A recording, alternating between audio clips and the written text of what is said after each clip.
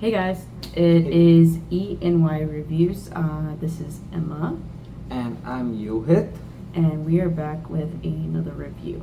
This week we are reviewing the Odyssey, Odyssey. which was directed by Christopher Nolan. I think a lot of people probably have heard about this. I think it was like kind of announced like probably a year and a half, 2 years before it was even released.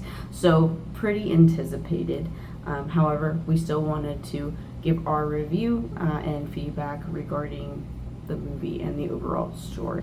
Real quickly, I want to provide a summary of the Odyssey. According to Google, the Odyssey is an epic ancient Greek poem attributed to Homer that follows the hero Odysseus, king of Ithaca. And so then after the Trojan War, he spends years navigating mythical monsters, surviving the wrath of Poseidon, and battling his way home to reclaim his kingdom and reunite with his family. So in this movie, Odysseus is played by Matt Damon, his wife Penelope played by Anne Hathaway, and then his son Telemachus is played by Tom Holland. My favorite. Yeah, and then a lot of well-known actors play kind of random, I say random, just characters that kind of only have a screen time of a few minutes. They certainly do add to the story though. Yeah, the plot of the movie is it's after the fact of Trojan War. The movie, covers Trojan War, but like after having the war, like how they return back to their own place, like their own kingdom. So what is the difficulties they faced and how many people survived and what is the summary of the war? What is the positive parts of the movie? I would say the first positive thing about the movie is music actually. So it's a really good music and locations are really good. Like everything is done in a live location. Want to talk about the creatures? Yeah, obviously Odysseus and his men have to face a lot of hardships as they are, going along on their journey home. They kind of make, in hindsight, a terrible mistake, and they kind of choose to go a different route than everyone else, thinking that they're going to go the faster route to get home earlier. But obviously they get led astray, and so the very first place they land at is an island that is inhabited by Cyclops. Yohith doesn't really have any, knowledge of the Odyssey beforehand. He never read it. I read bits of it, when I was in grade school, so it's been a while and I don't remember all the details. So, but like, what did you think about like that scene, those scenes? Yeah, those scenes are really incredible. I mean, after watching this film, I have to tell you guys, like, I want to read about the Odyssey. Which we do. I do actually have the book, and I also have the Iliad, so maybe that will end up being something we Exactly. read, I want to so. read about it. I mean, and the music when things are coming, it's so good. So Yeah, good. the composer for the movie did Oppenheimer and did some other movies, Sinners, I know, and then like Black Panther, amongst others. And I was kind of telling Yohith earlier that I feel like the music isn't always present there. Like it definitely has its moments, like particularly as tension is rising. You kind of hear this boom, boom, boom, boom, boom, boom, and it just kind of gets faster and faster as you get closer and closer to like the climax of the scene, which I think really like got you into it all. Exactly. And that's actually another thing too, is so obviously Christopher Nolan made this to be viewed on the 70 millimeter IMAX screen, right, which there's not that many in the world. Lord knows where the closest one to us is.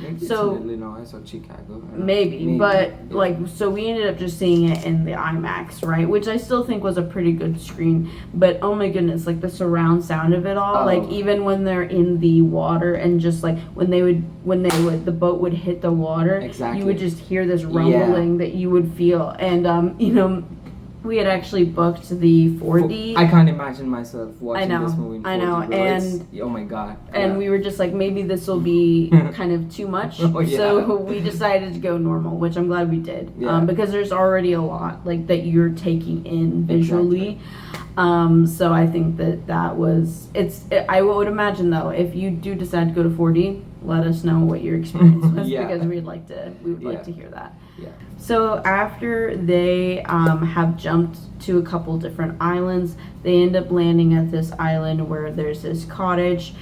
His men go up to the cottage and they meet Cersei, who is kind of known to be a powerful enchantress and a goddess of magic in Greek mythology. In the movie, that she feeds them some stew, and in doing so, they kind of fall into her enchantment, and she proceeds to turn them into pigs. I kind of thought that the graphics, like the way that she turned, like it wasn't just a simple like, oh, I touch you and you turn into a pig. She was like pulling out their ears, pulling out their nose to become a snout, like all the different things to really form them into the pigs. Pig. Then Odysseus kind of off on a different part of the island trying to do hunting on his own, and he ends up shooting a deer, and it turns out that deer was a man.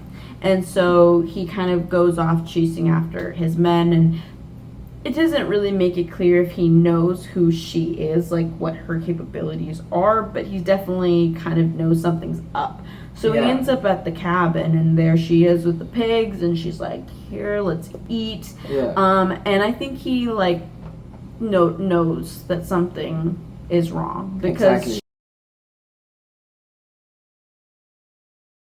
there's definitely like I feel like there were times where he just kind of, Christopher Nolan chose to kind of speed run through certain things. And I would say like you kind of get the gist of it. You understand like, okay, he and his men are going through these things, people are dying, they're struggling, all that stuff.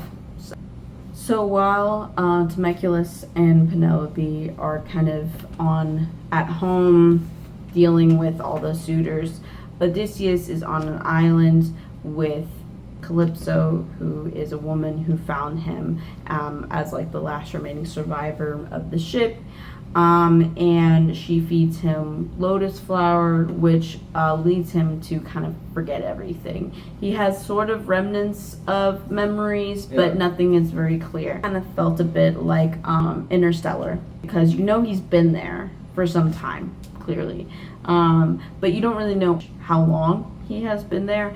And towards the end of his time with her, she ends up revealing to him that he's been there for 7 years. Even though he was saying he wanted to get home, it kind of felt like maybe there was something that was holding him back. And Calypso even says it in the movie. But yet she says that as time went on, even though his mind forgot about who he was and his body was like, there wanting to be with her and everything, something in his heart moved him to want to retrieve all the remnants of the boat and rebuild it back up so that he can go back home. So Zendaya was in the movie, and she portrayed Athena. So throughout the movie, Odysseus talks with Athena, who is the goddess of war. It's like he's hallucinating some person. I mean, we don't know at the end, until the end. We feel like he's having some hallucinations disorder or something like that. Like he's talking to someone, and Calypso asks him, who were you talking to? And he's like, no, I'm nothing, I'm just talking to myself, like that. But in the end, we understood. I think also she's like Athena, she's also like a civilian in the kingdom, and she got killed exactly the same time when the goddess of war, the idol, is got beheaded. So he saw her dying in his own eyes, and from that point of onwards, like he's like hallucinating her. And I think I think it could be interpreted in a couple ways. Yeah. First, they mention in the movie Zeus's law, which means that when you invite strangers into your home and you're hospitable to them, because you can never know if they're a god in disguise, right? Exactly. And so I think you could interpret, Zendaya being Athena as being like, and Zendaya being the commoner, meaning that he kind of molds the two together. He takes Athena, the god of war, and this woman, because as we mentioned, the statue of Athena gets chopped right at the same time that Zendaya's character gets murdered. Exactly. And so he kind of blends the two together. Yeah. I think also another interpretation, and the interpretation I took from it, was that she was truly Athena, and by breaking Zeus's law, they inevitably hurt a god.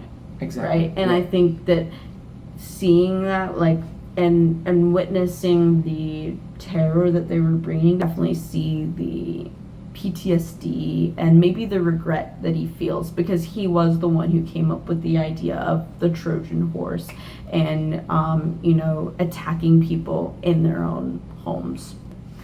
So finally, Odysseus lands home, and he kind of gathers up his son and his close friends, and he kind of disguises himself as a beggar. He makes himself known to Eumaeus and also to his son, although he doesn't actually say who he is. He just refers to himself as the beggar, and also as Sinon, who was played by Elliot Page.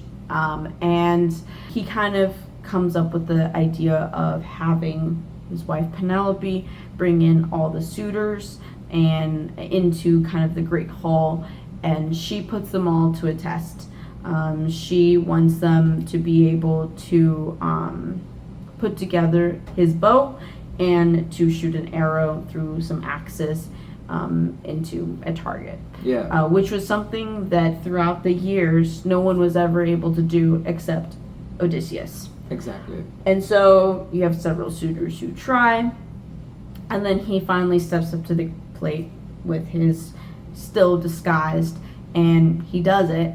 And of course it starts another attack, because you have Antinous, who's played by Robert Pattinson, who really wants the throne, and he's been trying to kind of kill Temecula. And the fight, they're like giving the weapons to the people is a good scene, and I liked it. And I have one concern about this movie. I mean, I won't say it's a negative, or I wouldn't say that, but I would be a little picky about the movie. The way Odyssey uses his bow and arrow looks a little different. Apart from that, the fight was really good. And the end, they wanna chase the escaping sun. I like that word. I mean, I like that sentence. They want to just rest in the boat and go there and chase the escaping sun, and give honor to the fallen soldiers. Exactly. Yeah. It's. I think I would be sad if he died. Like, because since I don't know the story, right? I thought he might dead, and it would end up with a sad ending. But thank God it's a happy ending. I mean, after watching a 3 hours movie with a sad ending, it's like heartbreaking. I think my only negative, and again, this is coming from someone who's like so long ago read this, I think, as I said, I think there was a lot of things that may have been skipped over. I mean, I do think they did the story justice. Like, you still got the themes of it. Exactly. The themes of just struggle, consequences of the battle. Consequences of a battle. Yeah. Then also regret. Exactly. Yeah. Loyalty. Yeah. Honor.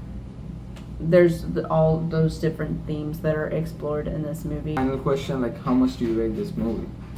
Out of 5, I would say 5 out of 5. I really liked it, and I would see it again and again. Oh yeah.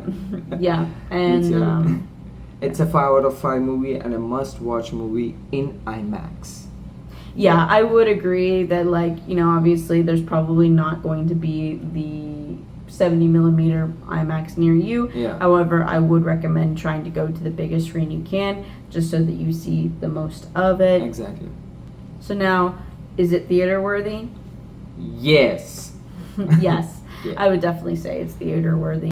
All right, so If you have reached this point in the video, please drop a blue heart in the comments.